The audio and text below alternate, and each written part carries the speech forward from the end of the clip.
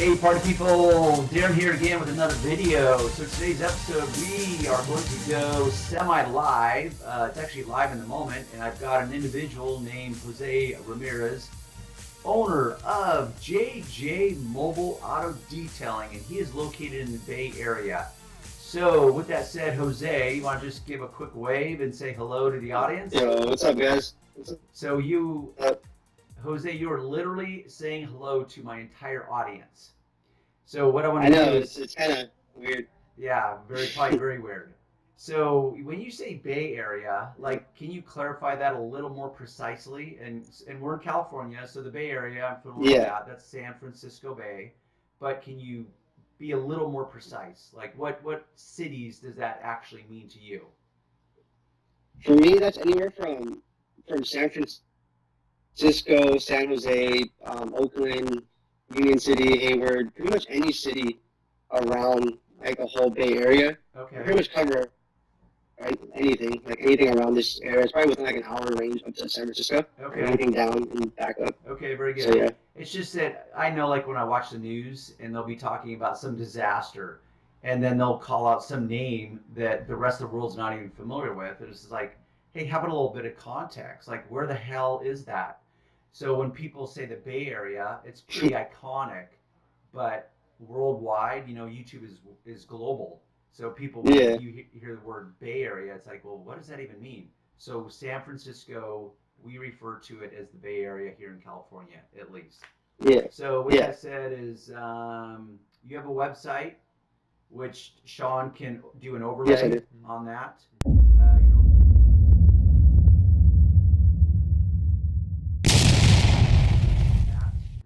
You're also on Instagram, so that's cool. JJ Mobile Auto Detailing. Jose, this would be how I conduct my consulting part of my business. And by the Yeah, way, just for all the viewers out there, this is not a solicitation for you to sign up with consulting for me because I'm so busy. It was really just a way to answer guys' real immediate questions. It's not like, oh, let's hire Darren to consult how to learn auto detailing. No, it's for very precise problems. It can be immediate access to me, but I do it. So this is how I do it. But with that said, is in advance when they sign up and they pay through PayPal for X amount of time, whether it's 15 minutes, a half an hour, whatever, they pay through PayPal, but then they fill out a questionnaire so that I have some context. Your age, where you live. Then I ask very specific questions like, what are your three top questions that you would like addressed, whether it's questions, concerns, problems that you're experiencing, so that we have a starting point. And then I think I ask, like, well, what, now that you've answered those three, what would be your main goal of walking away from this moment? What would be your main goal? So at a level, we kind of did that with you, but you didn't fill out the precise yeah, questionnaire that I have. So I'm just trying to lay some context for guys that are watching this. So yeah, we're going to go through that with you. And one of the things that I tell guys when they first start out is this. So let's pretend that you have paid for a half an hour of consulting with Darren. And I let him know, it's like, okay, mhm, so my rule is this, that I like to over deliver whether I'm detailing a customer's car or doing consulting. So I'm going to give you an extra 10 minutes that you didn't pay for. That's me over delivering. yeah, But what I do is prior, and I set a timer. So at about 20 minutes, and this is based on that you signed up for a half an hour of consulting. At about 20 minutes, I will announce to you, it's like, okay, we have about 10 minutes left, which we really have 20 minutes left but I tell them I will go 10 minutes over the amount of time that you signed up for. But I just want to give them a heads up. And the reason I do that, and this is the same type of process that I go through with my customers that I'm detailing for. And it's really about managing expectations and managing kind of the ground rules or laying down the ground rules so that they know how this operates.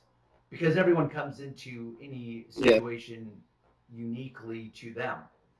So, with that said, is because of the constraints of my world and my time right now, we're going to reduce this down to 15 minutes. And you have presented me with 3 questions. I had some time to review them.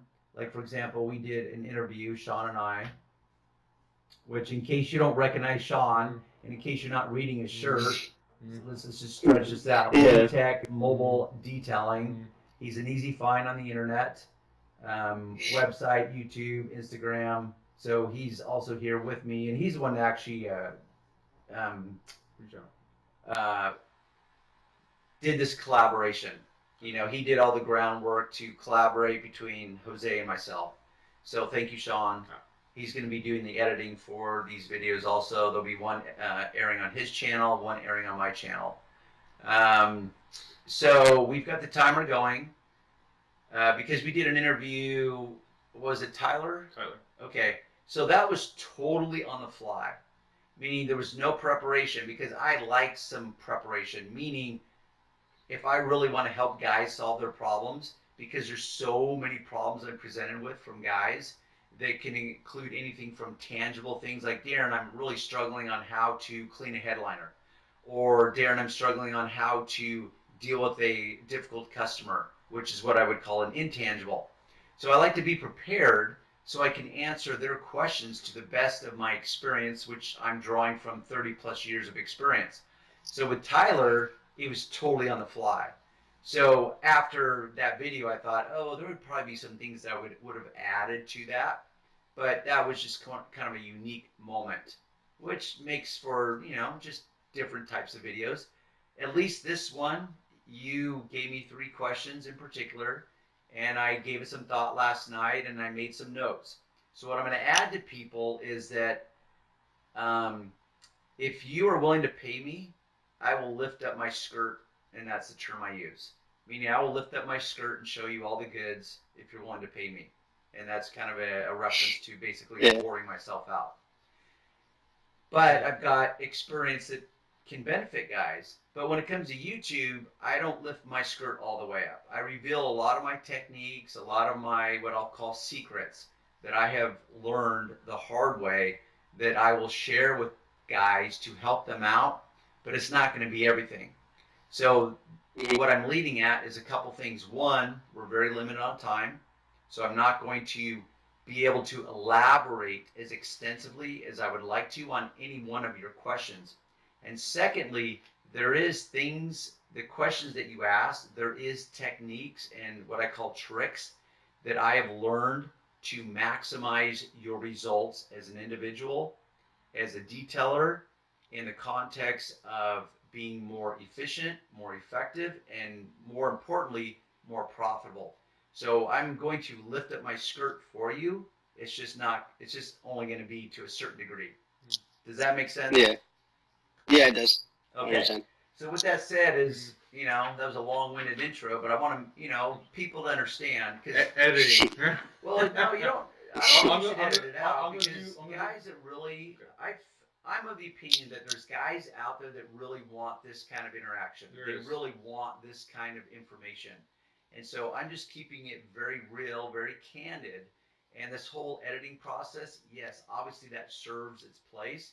But in these moments, I want guys to know it's like, okay, wow, okay, Jose's a real guy. Jose, he's, you're 20 years old, correct? Yeah, I'm 20. Okay. So because I don't think we knew that. How long have you actually been detailing, whether it was as an introduction to detailing, as in you just realize, hey, I like working on cars, versus your first paying customer? How would you clarify that for us? So I started actually detailing more as a hobby back like 3 years ago. Okay. And then for my actual paying customer as an actual business, I just started this like 6 months ago. Okay, very good. But I've been doing it on and off for 3 years. Okay, so your first question was as follows. Best advice you can give me as a 20-year-old detailer running my business. That is a big, massive can of worms. So, but there is some points that I will tell you, which is owning a business is not for everyone. The failure rate of just new businesses is horrid. The failure rate for auto detailing businesses is even more horrid. So we're talking like a failure rate of like 97% within the first 6 to 12 months. That is very bad. So I'm laying the Yeah. groundwork just as, and part of why I'm doing that is because it really doesn't matter what road you choose. You just happen to have chosen auto detailing. Yeah. So regardless of the road of business ownership, entrepreneurship, whatever you want to call it, is going to be difficult under the best of circumstances. So I want guys to know, to be prepared. It's like, okay, this is going to be hard. And I use the analogy of the gym because I'm a big gym guy. And, Yeah. and in teaching my kids growing up and going to the gym, I lay the context for them, which is, hey, kids, by the way, it's called working out for a reason because it will require work in order to get the results that you want. So I'm guessing the result that you want is to basically have a successful business. Would that be a fair statement? Yeah. Yeah. Okay. That's the goal. Yeah. So I will make a parallel with working out. Jose, it's going to be a lot of work. But guess what? I also do this comparison with college. I don't know, have you done any college whatsoever? Actually dropped out. I did 2 years and I dropped out for this. Okay, cool. Which is very similar to what I did.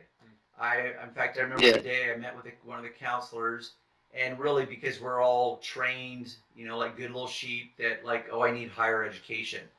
And I'm not trying to disparage higher education. It has its place in life, but unfortunately, because of society, it becomes the default, which is, oh, if I don't go and get higher education, I'm going to be a loser and a nobody in life. And that's just not true. Yeah. So it serves a purpose, but you've got to define your goal in life. So what I realized is that I was pretty certain I wasn't going to make it in the corporate world.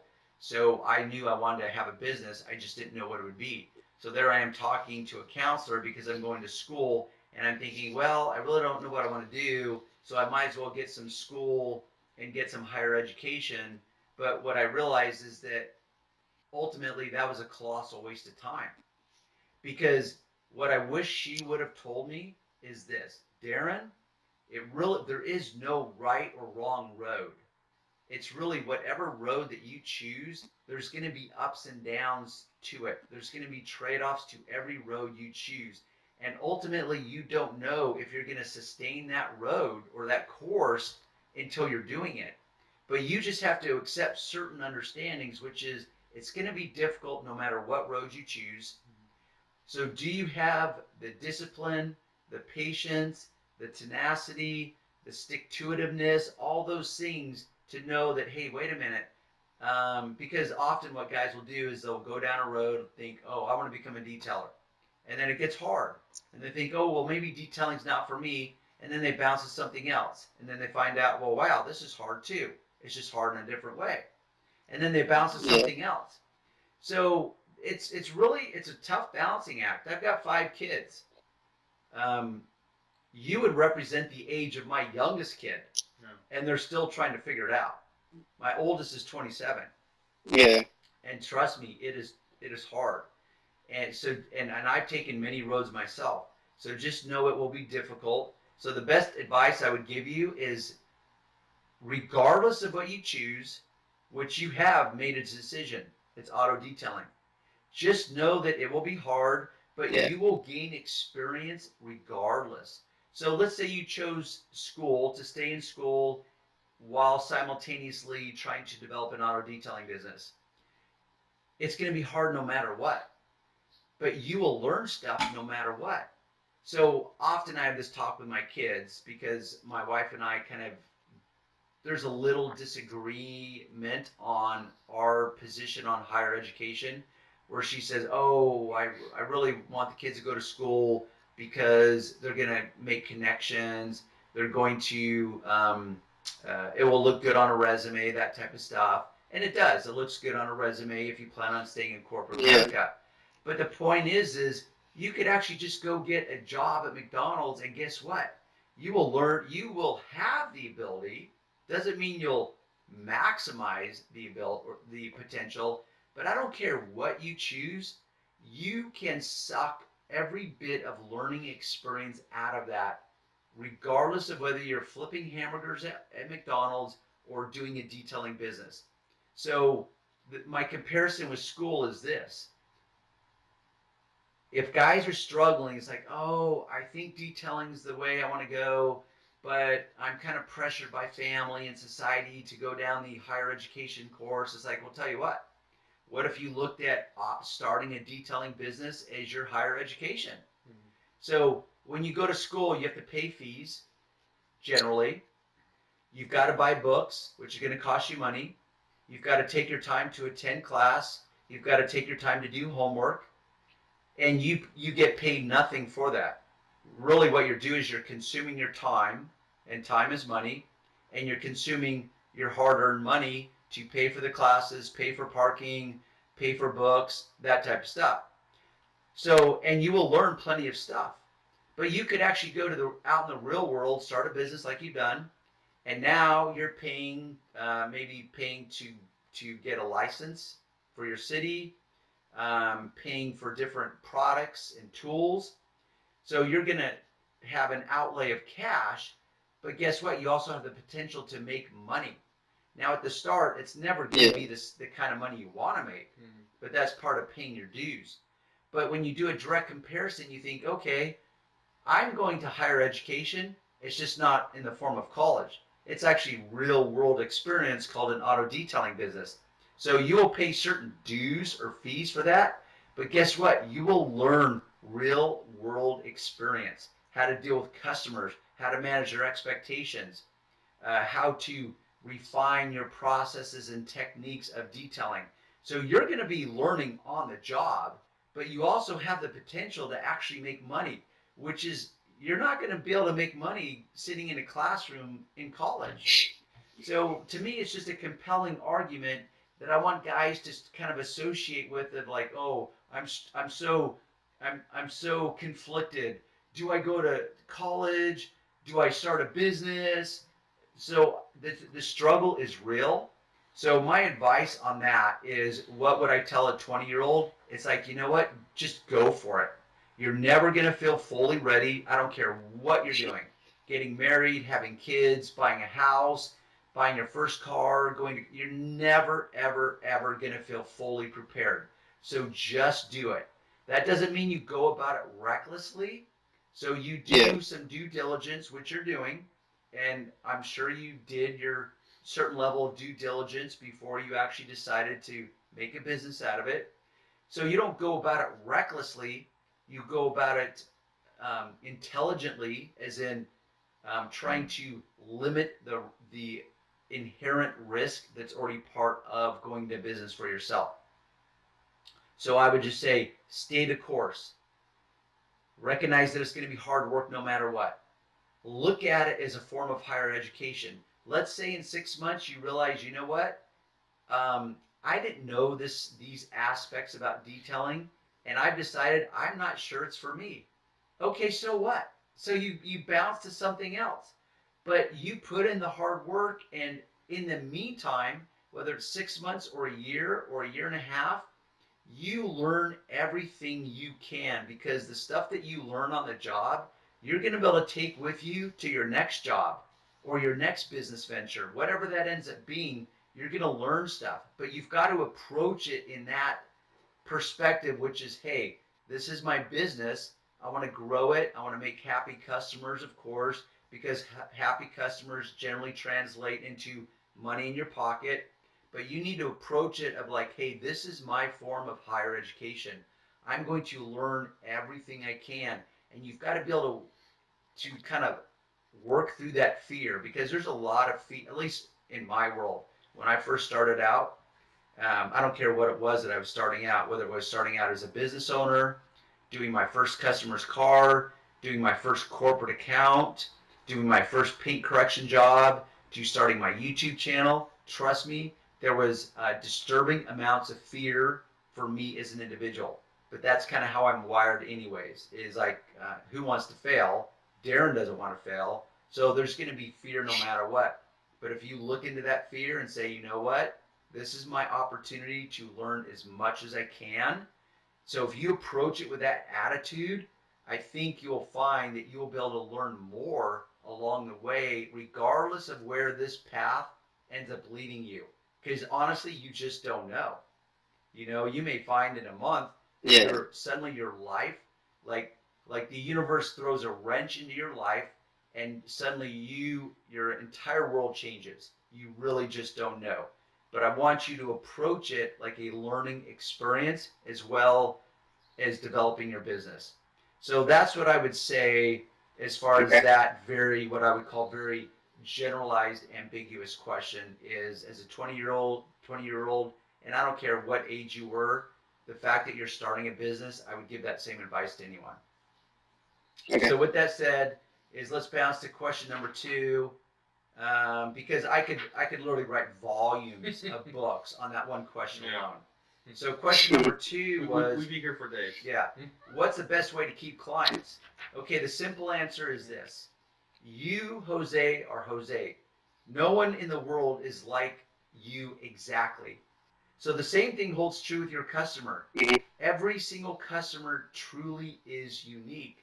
So because you don't know them, other than at a very casual level, you don't know what their value system is. And what I mean by that is, what do they value? And in this moment, it has to do with auto detailing. But auto detailing, or the fact that you are a business owner, can mean a lot of things. For example, what I find interesting is that a lot of guys will race to the table, say, oh, I've got to learn how to use a buffer because I won't be considered professional unless I know how to do high-end paint correction and use a buffer. And now it's like, oh, now we have ceramic coatings. I've got to learn how to do a ceramic coating because I want to look professional, or I have to have a dedicated van or truck with my graphic or logo on it, or no one will take me seriously, whatever. But the point is the simple answer is you've got to get in your customer's head and understand what defines value for them. Mm-hmm. For some people, they have such an untrained eye that they just know that, you know what, my car kind of smells bad inside because it smells like dirty laundry. Maybe I should get it detailed. I noticed that the paint probably could look shinier than it does. And that's all they know about detailing. Something literally as simple as that. But let's say you have very poor communication skills, or let's say that you have very poor follow-up skills, or let's say that you have a tendency to overpromise and underdeliver, which is the complete opposite of the way I operate, which is I want to underpromise and overdeliver. Normally, I don't word it that way. Normally, I just word it in over-delivering. But when guys are first starting out, they tend to take that too far, and they over-deliver to the point where you're not making a profit. So really, the simple yet complex answer is you've got to develop the communication skills and the ability to get into your customer's head and refine with them as to what they value. So let's just do a hypothetical. There you are on the phone. You've secured an appointment. However you go about that, which is, like a 10-part video series in and of itself. You show up. Are you on time? Based on the appointment time. Did you set a very specific time, like, okay, I'll be there at 9 o'clock? Or did you say, hey, you know what? I can't control traffic, so I will arrive between 9 and 9:30 based on traffic conditions. So you allow yourself a little flexibility room, which I strongly recommend. So did you arrive in that time? But let's say you got watered up in traffic, and now you're going to be 15 minutes past that window. Do you send them a text in a safe manner while driving, whatever that means to you in your world, and say, hey, Mr. Customer or Mrs. Customer, I'm running late due to traffic. I just want to give you the heads up that it looks like it's going to be about 15 minutes late. Because I will do that, because I want my customers to know that I value their time and their schedule. So I put a high emphasis on being punctual. Do you follow up the night before? Meaning, I tell every one of my customers, okay, we've set the appointment. I will confirm the night before. Make sure you respond to that text or that email or that phone call. Because if I don't hear back from you, I will not be showing up. And it's not me being an a-hole. It's just me recognizing that life happens. They could have had an emergency overnight where they're suddenly in the hospital, or maybe their water heater blew up and they forgot, oh my gosh, the detailer's coming today. I totally forgot. Well, I don't want to show up and then find out the hard way. It's like, oh man, I'm so sorry. I should have reached out and let you know the water heater blew up, or my 2-year-old got sick and we had to race to the hospital. So I always confirm the night before, and I communicate with my customer the ground rules in which I operate. So when you say, where is it? What's the best way to keep clients? It's you find out what their pressure points are, which is their value system. So if you're standing there looking at your car and you set a budget, like, okay, I'm going to charge you $350. I want to know, Johnny customer, what are the most important areas of your car that you want me to make sure I spend my high intensity focus on? Because really, when it comes down to it, Mr. Customer or Mrs. Customer, I could literally spend a week detailing your car. Obviously, you probably don't want to pay me to stay here for a week and detail your car. So I want to do a fabulous job for you, but when it comes down to it, I gotta pick and choose my battles. But I want to make sure that my battles that I pick and choose uh, correlate directly with your value system, meaning what do you value most? And you'll be surprised that uh, based on the gender, men, they tend to value the exterior, how glossy is the paint, those types of things. Women, they tend to value the interior more. But then you reduce it even more. And you'll say, okay, I noticed that your trunk looks like it hasn't been vacuumed in a couple years. Do you want me to spend a lot of time getting this trunk perfectly, or would you rather have me spend that time in areas that you're more concerned with, like the cockpit area, whatever? So that's the simple but yet complex answer, is getting in their head through communication skills, which is why I say communication is one of my kings, and understanding how they value the moment. So that's how you keep customers, is you understand that, but then secondly, you deliver upon that. So this is where experience comes in, the ability to get in their head and to listen and ask questions so that you have complete understanding, or the best understanding that you can, and then you can address those things that they value most. Because if you can deliver upon those values, you will retain clients. It's really Okay. simple yet complex. Yeah. So Okay. we're at Got it. 23 minutes. Um, What's the last question? the last question I can answer very simply, which is, do you think I should expand my business and put vans in other cities I can reach, or just keep it solo? Solo. Yeah. Absolutely. What I recommend is you just develop your processes. Meaning, okay, I start with the interior as a rule. Then I go to the exterior. Or I prep the whole car, I wash it, I decontaminate it, and I do a pre-vacuum. That's my operating system. In the auto body world, they call it SOP, which stands for Standard Operating Procedure. You need to figure out what your standard operating procedure is, and you need to work on it and tweak it and figure out the best way to become more efficient and more effective. And you will continue to work on that as long as you own a business. Just trust me. But right now you need to focus on that. And then secondly, once you start developing that and you feel like you've got a handle on it, then you figure out, okay, how do I become as profitable as possible? Now you do all this with the context that you want to grow your business. So if in order to teach it, you've got to be able to refine it, you've got to be able to talk about it, and you've got to be able to do it in a way that people understand. So if you actually want to expand your business, let's say in a year, you've got to be able to teach your employees, how am I going to train them? What is my standard operating procedure? Okay, guys, this is what you do. You roll up to the customer. You're never, ever late. If you're going to be late, you always send them a text and let them know. And then you set up your equipment. You do a walkthrough with your customer So these are all the processes that you need to refine. But so the simple answer is just keep it simple at the beginning. Refine your processes. Figure out a ways that you can become increasingly more profitable. Then think about expanding your business. Does that make sense? Okay. Yeah, I got that. Okay. Actually really helped Good. out. So normally, if you were paying for consulting, this is where I would say, okay, our time has come to a close.